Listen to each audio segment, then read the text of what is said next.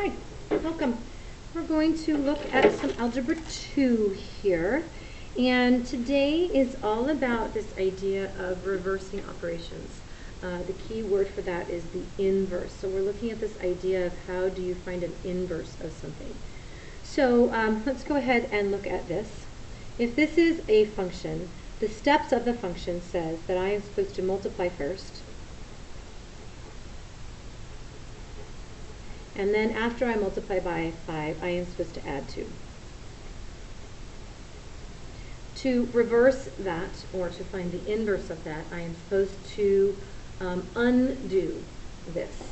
And to undo this, if PEMDAS is doing it, then undoing it is backwards. So I am going to, instead of adding 2, I am going to subtract.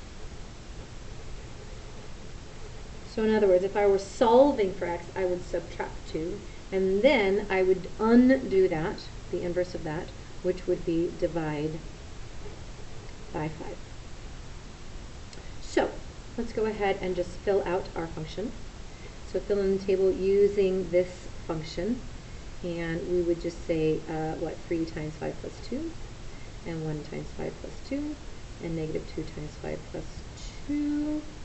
And then going backwards, we would take this guy here and say subtract 2 is 0 and divide by 5 is 0.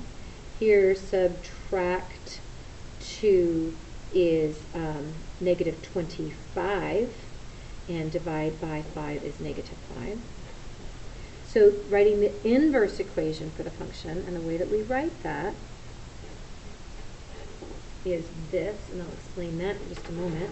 This would be the inverse function. I would say x minus 2, so that's what I'm supposed to do first, and then whatever that whole answer is, I simply divide by 5.